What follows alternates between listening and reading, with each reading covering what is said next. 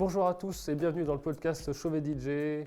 Aujourd'hui, je suis avec Nicolas. Bonjour Guillaume. Salut Nicolas. Aujourd'hui, on va pouvoir discuter ensemble de toutes les collectivités qui vont se présenter chez Chauvet DJ. Parce qu'en fait, il y a pas mal de solutions qui peuvent être utilisées, que ce soit du DMX, de la télécommande, du Bluetooth. On a même aujourd'hui une belle technologie qui est l'ILS qui est brevetée par Chauvet. Donc, je suis ravi d'être là ce soir pour pouvoir discuter un petit peu de toutes ces choses-là avec toi. Mais moi aussi. La première solution, on va dire celle qui est la plus connue, La plus utilisée en tout cas. Pour moi, je pense, c'est le DMX. Bien sûr, c'est ça. Donc, dis-moi un petit peu, qu'est-ce que c'est le DMX? Parce qu'il y a des gens peut-être qui nous regardent qui ne vont pas savoir ce que c'est le DMX. Donc, qu'est-ce que c'est? Le DMX, c'est donc un signal en 3 ou en 5 points qui permet de contrôler des projecteurs par rapport au nombre de fonctions qu'utilise le projecteur. Ok, donc là, tu es en train de nous dire que si un projecteur va faire du rouge, du bleu, du vert, ça représente une fonctionnalité. C'est ça, un canal DMX. Un canal DMX. Donc du coup, en fonction des différentes fonction du produit, on va avoir donc un nombre qui peut aller de 1 jusqu'à énormément de circuits DMX. Ok, d'accord. Et du coup, dans un circuit DMX, généralement, je crois qu'on parle d'univers. Il y a combien de canaux disponibles dans un univers? C'est 512 circuits dans un univers. Et après, évidemment, on peut en avoir plusieurs. Et aujourd'hui, c'est complètement démesuré le nombre d'univers qu'on peut avoir sur un contrôleur. Sur des grosses scènes, sur des grands concerts, etc. On peut avoir vraiment énormément d'univers DMX. Oui, j'imagine qu'un grand festival, style Tomorrowland ou des choses comme ça, ils ont des univers qui sont énormes en DMX. Voilà, tout à fait, pilotés avec des grosses consoles. C'est ça, exactement. Ok. Ouais, donc aujourd'hui, nous, quasiment tous les produits de la gamme Chauvet DJ ont ce contrôle DMX, donc peuvent être pilotés par une console lumière. C'est ça, quasiment tous. Quasiment tous les produits, en effet, ont une entrée DMX pour pouvoir contrôler chaque fonction du projecteur séparément. Ok. C'est quelque chose qui se fait assez simplement ou est-ce qu'il faut quand même rentrer un peu dans la machine? Il faut connaître ce qu'on appelle donc le protocole DMX. Il faut connaître son protocole pour savoir où retrouver donc quelle fonction est à quel endroit. Et à partir de là, suivant le patch qu'on va utiliser donc pour une machine, on va pouvoir retrouver toutes ces fonctions à l'intérieur du signal DMX. Ok, ouais, donc on prend la notice, on regarde un petit peu, etc. On patch son produit et après... Suivant les fonctions qu'on veut utiliser. En fait, ce qui va se passer sur un projecteur, c'est qu'on va pouvoir avoir plusieurs modes. Un projecteur va pouvoir être utilisé en plusieurs modes DMX. Il peut très bien fonctionner en 3, en 10, en 12. En 3, on n'utilisera qu'un certain nombre de fonctions du produit. Et plus on évoluera, plus on utilisera toutes les fonctions du produit. D'accord, ok. Ah oui, donc tu peux très bien avoir du DMX entre guillemets assez simple, assez basique, et du DMX vraiment poussé pour les grosses bécanes où il y a beaucoup de choses qui doivent être pilotées. C'est ça. Ok, ouais, très bien, super. Il y a d'autres fonctionnalités, donc on a dit autres que le DMX. Aujourd'hui, chez Chauvet DJ, on a la chance d'avoir des ingénieurs qui réfléchissent à des choses parfois un peu plus simples. Je sais que parfois dans le DMX, il y a ce qu'on appelle le maître-esclave.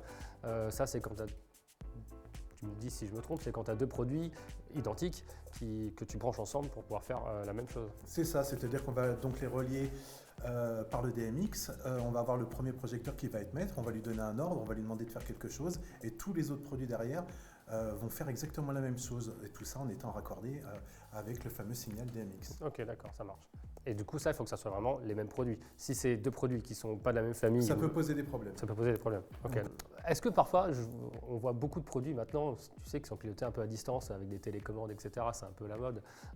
Ça, c'est quelque chose qui fonctionne bien? C'est des choses qui fonctionnent aussi chez Chauvet? Oui, bien sûr, ça fonctionne. Aujourd'hui, on a des produits, on a la gamme BT, donc qui fonctionne avec le signal Bluetooth et qui se contrôle donc avec l'application sur tablette ou sur smartphone qui s'appelle BTR et qui permet de contrôler toute une gamme de produits dans la gamme Chauvet DJ, la gamme ce qu'on appelle BT chez nous. Ok, donc ça, c'est des produits qui du coup fonctionnent en Bluetooth, donc tu vas te connecter avec ta tablette avec ton téléphone.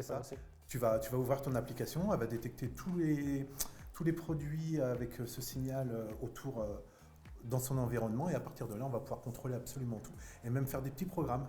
C'est vrai? Oui, on va pouvoir programmer aussi avec. Ok, très bien. Et du coup, ça marche.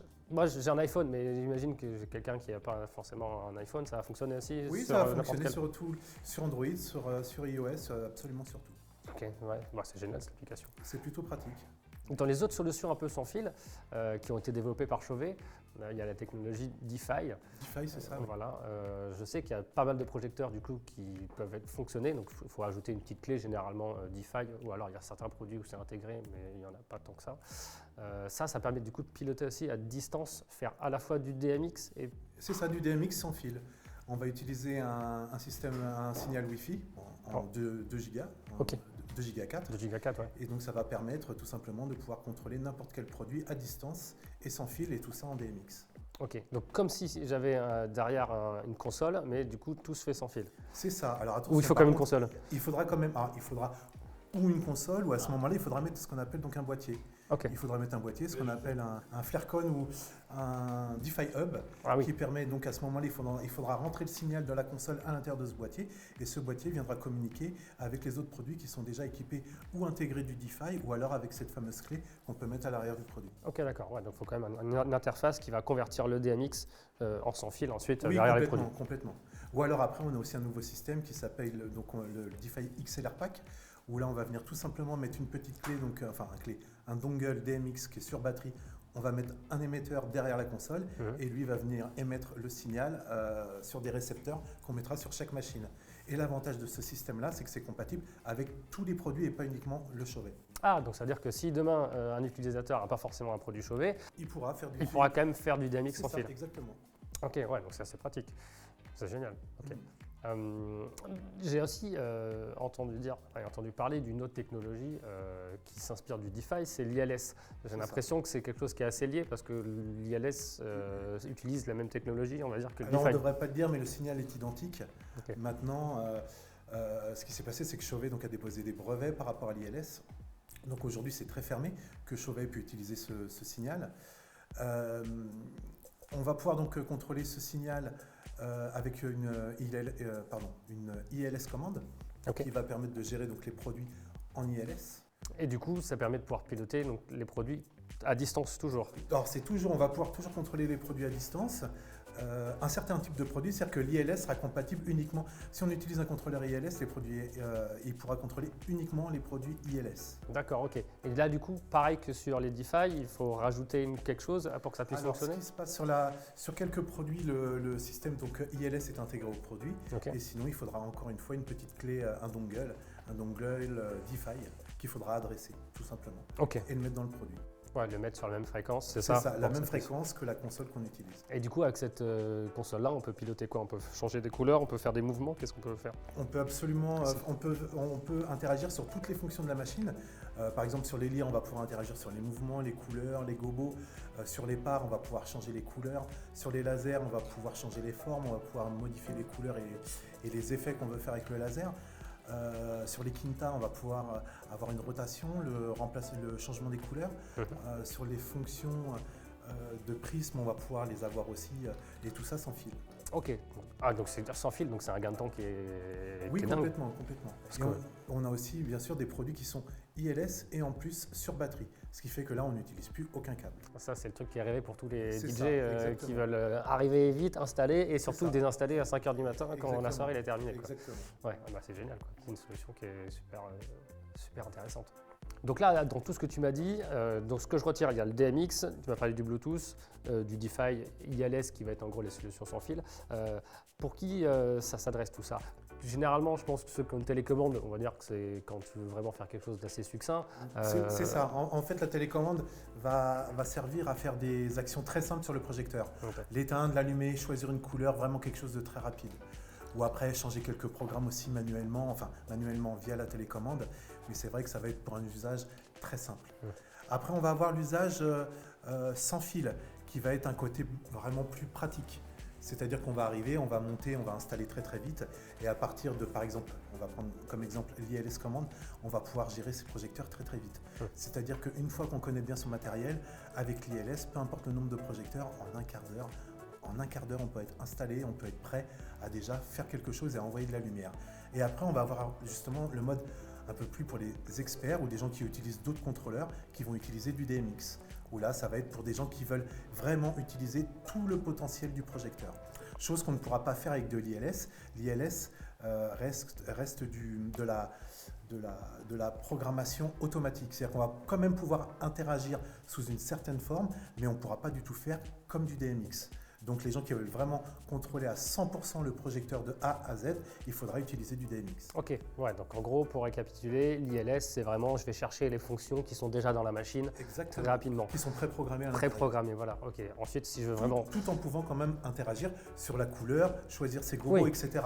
Après, c'est plus sur les lyres où il y aura certaines limitations, comme quand on en a plusieurs, on ne pourra pas lui dire une lyre va à gauche, une lyre va à droite. Non, elles iront toujours ensemble dans le même sens avec un programme ou plusieurs programmes qui pourront les décaler et se croiser, mais ça restera quand même très limité, assez limité par rapport à du DMX, full DMX. Oui, c'est vraiment les programmes que tu vas chercher qui sont déjà dans la machine. Si après tu veux vraiment faire ton propre programme, là il va falloir une console DMX.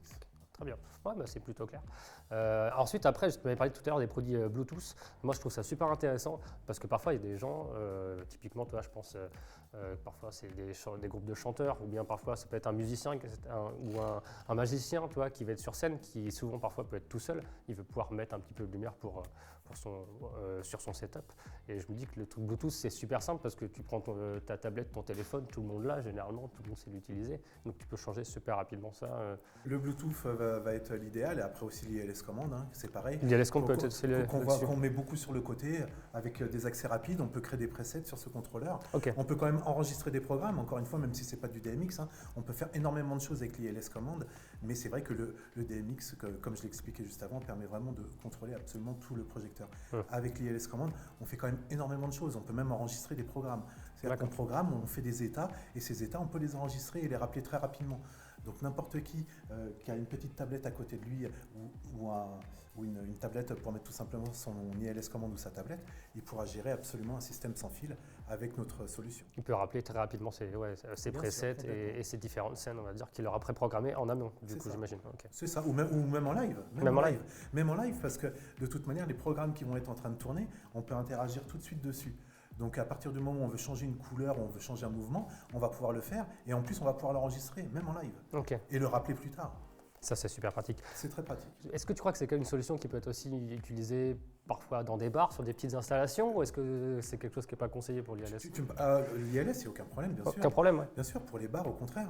Souvent, on a des gens qui n'ont pas le temps, qui sont en train de faire autre chose, ou même un DJ qui va bosser dans un bar, il va être concentré sur ses platines. Des fois, c'est des serveurs. C'est ce que j'allais dire. Moi, je pense aux serveurs qui parfois… des serveurs qui sont en train d'interagir, qui ont besoin d'un accès rapide, plutôt que d'avoir une console, un ordinateur, quoi que ce soit.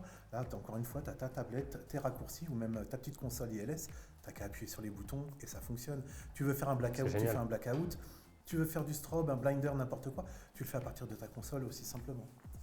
Bah franchement, ça donne vraiment envie de voir cette ILS en action dans un bar ou ailleurs. Vous la verrez bientôt.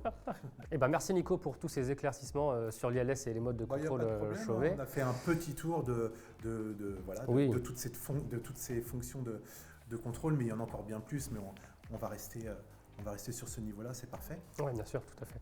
En tout cas, je vous remercie d'avoir suivi ce podcast. On a essayé avec Nicolas de pouvoir passer des différents modes de contrôle qui sont chez Chauvet DJ. J'espère que ça vous a plu. Vous, dans les commentaires, n'hésitez pas à nous dire ce que vous préférez dans les modes de contrôle, si vous êtes plus télécommande, DMX, ILS commande, etc. Ce que vous utilisez tout simplement voilà. Au quotidien. Tout à fait, nous ça nous intéresse de pouvoir échanger avec vous sur ces sujets-là. Si vous avez des idées d'amélioration, n'hésitez pas à nous mettre tout ça en commentaire, on ira lire aux commentaires. Et puis surtout, on vous dit à très bientôt pour de nouveaux podcasts Chauvet.